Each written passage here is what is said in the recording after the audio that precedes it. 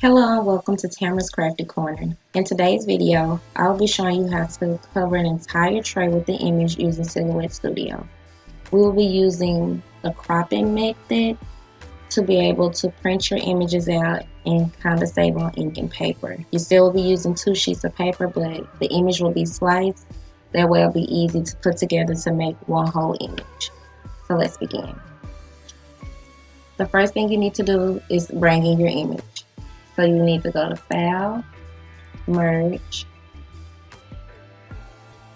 pick the folder that it's in, and find your image.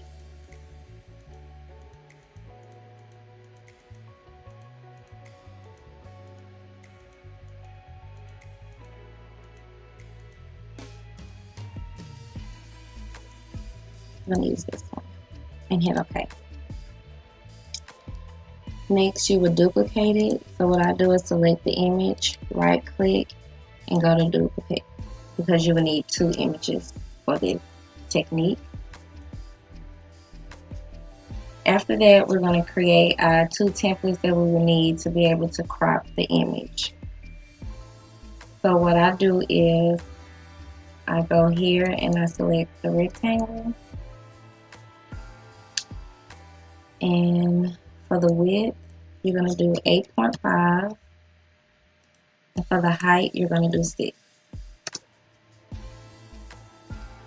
Then I just duplicate that one, and the second rectangle is going to be 8.5, but the height will be 6.5. So this is your template to use in order to crop your images.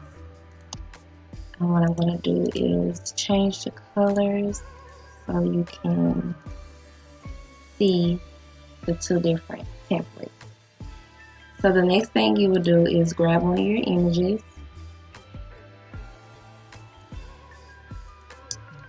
and we're going to change the size of the image. The image should be, the width should be 8.5 and the height should be 12. And that's what the size for both of the images. Go ahead and change that. Okay. So you will get your first rectangle and place it over the image. And what I do is I select both the rectangle and the image, and I go here to align center and align top. That way it is aligned perfectly. Then you will go to the modify panel and you will go to crop, and it will crop your image. So that's your first half of your picture. You grab the second one. I'm going to make sure that it is 8.5 by 12. You get your second square and put it over the image. Select both. And again, you will align center and align bottom. And then hit crop. So now you have your 2 images. That way when you put them together, you will align them to get one image. So the next thing to do is to print your images. Me, I will not be using the print and cut, so I will just be printing out my image by hand. But if you would like to have your Silhouette cut your image, you will go to the page setup panel, and make sure you turn on your registration mark. And then you want to make sure that your image is aligned within the registration mark. And then you will hit print. But I'm not going to use my registration. I'm just going to print. So you will go to File, Print,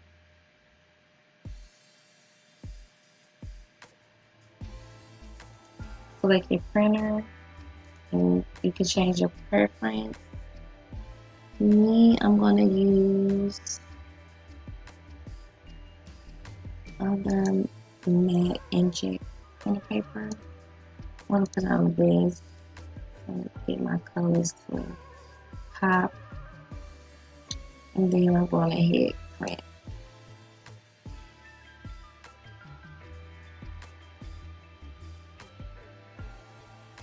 Put this one over here.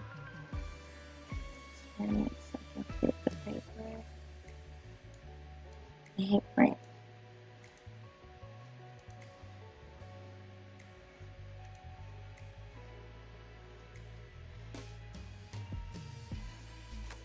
Now from here, we will not need Silhouette Studio because I will be cutting this out by hand. So this is all that you need to do for Silhouette.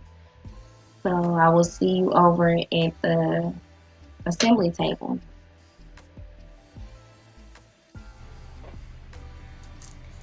Okay, so now that you have your images cut, it is time to align it up to place on the tray. But first, I would like to show you all the materials that I'm using. Of course, you will need your tray, and I put some cling wrap and painter's tape on my tray, so I get a little messy when I'm using epoxy. I haven't figured out a way to not be messy, but this is to keep epoxy or paint or whatever from getting on the bottom of my tray. So once it's done drying, I will just remove this and the bottom of the tray will not be damaged. So just something that I use. You don't have to, but here's your tray that I'll be using, a rectangle tray. I'll be using a silicone brush to rub my epoxy on my tray. You will need gloves. This is the paper that I'm using. Hope you can see it. The Avery brand shipping labels. This is what I use to print my image out. You can use any brand shipping labels. It's up to you, your choice, your preference. I have these little cups here that I got from Dollar Tree that I use to mix my epoxy, along with a wooden stick. I also use an old medicine cup so I can be able to measure it equally. This is the brand of epoxy that I use, Promarine. This is part A, and this is B. And I also use a heat gun. Get it so y'all can see. I purchased this from Office Depot. I think it was like $19. I use this after I rub the epoxy on to be able to clear out any bubbles that might be in a chart. Also, if you don't want to use gloves, I found these finger cots that you can use to put on your finger to spread the epoxy. So I use that sometimes. So those are all the supplies that I use. Now it's time to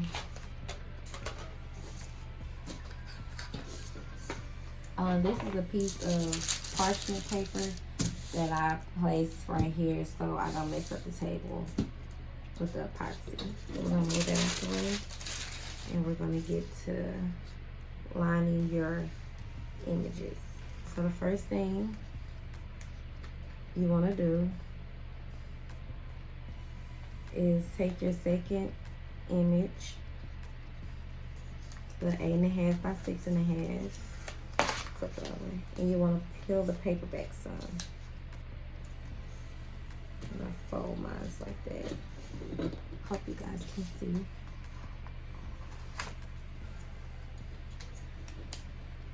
And bear with me, guys. This is my first time recording. But I fold it back a little bit. And now what you want to do is align it up with the picture to make it as perfect as you possibly can. And you want to make sure it's aligned.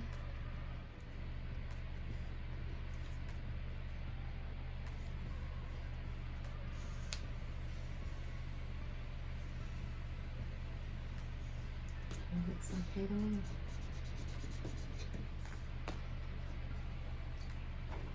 It looks okay to me. So we're gonna go with that back and go.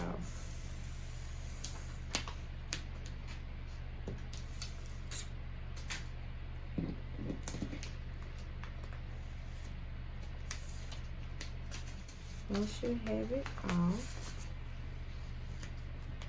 you want to lay it flat. You want to get your tray. And you want to position it to where it's even on all four sides. Down. And you want to make sure it's on there, the sides, and everything is even. So once you have your image, then you want to press down and smooth the middle part out. You want to be careful not to tear, because this is paper. And you don't want it to rip or tear. And I just get this. And this is called a Squeezy. I got this from my local vinyl store.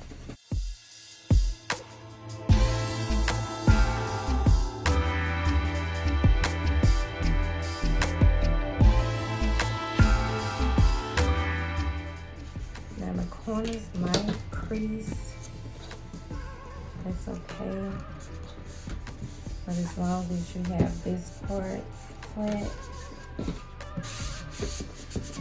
everything else should be good. Okay.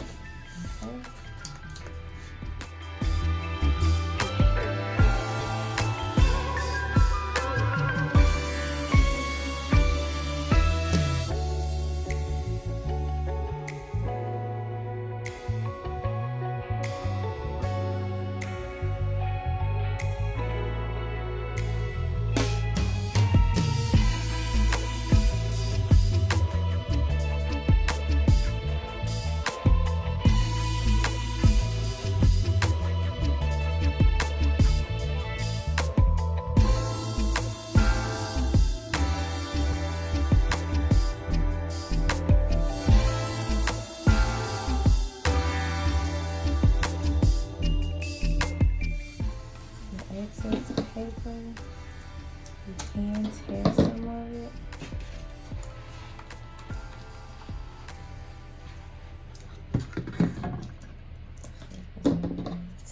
Cut a little bit of that. And I'm just gonna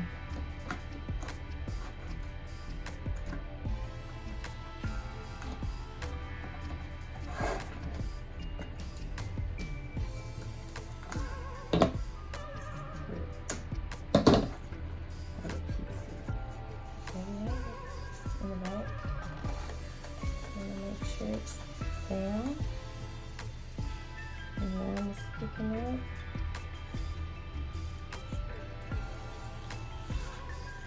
Now we're getting ready to pour our epoxy on there.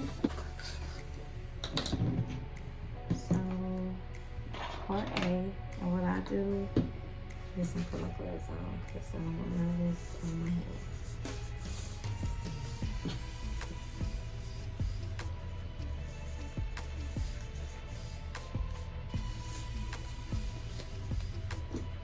Get part A, and what I do is I fill it to the line above the 10. I don't know if you can see.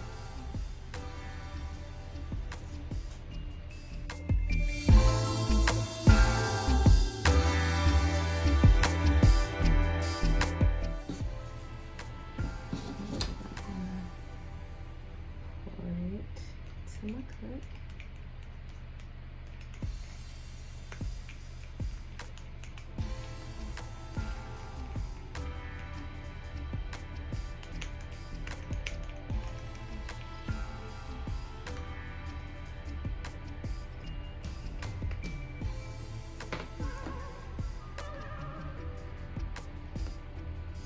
Get crafty.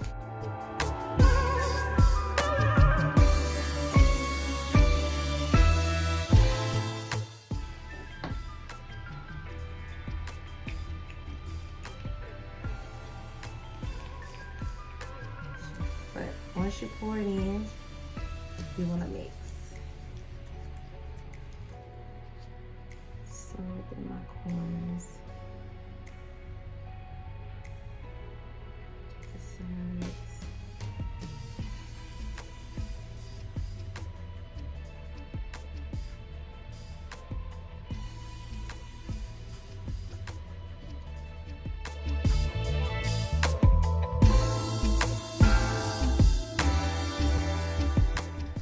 Then I use this. I got this from Michael's.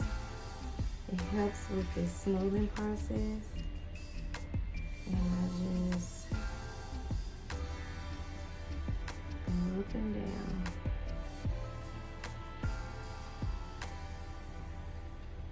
And if it's too much with this, you can always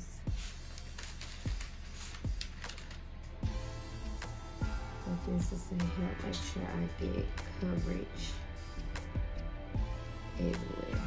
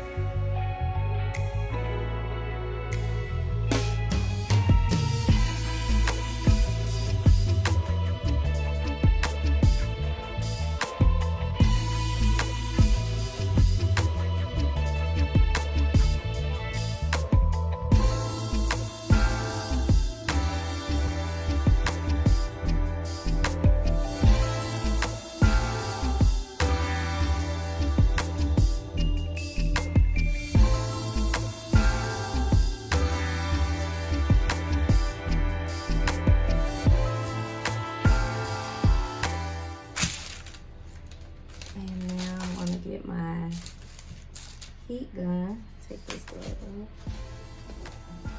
and get out any bubbles that I can see.